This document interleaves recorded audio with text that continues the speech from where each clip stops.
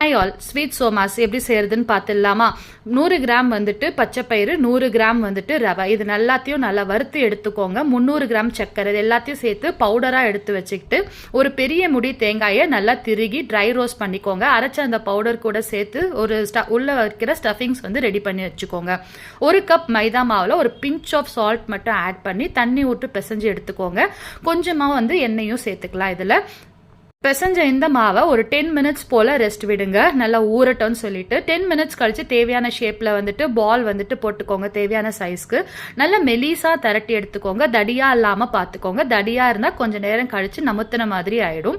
உள்ளே அந்த ஸ்டஃபிங்கை வச்சுட்டு கடையில் சோமா ஸ்பூனுன்னு கிடைக்கும், அந்த ஸ்பூனில் நம்மளுக்கு தேவையான ஷேப்பில் அழகாக கட் பண்ணி எடுத்துக்கிட்டு நல்லா கொதிக்கிற எண்ணெயில் ஒரு சோமாஸாக போட்டுட்டு 2 சைடும் நல்லா ஃப்ரை ஆகட்டும்ன்ட்டு விடுங்க.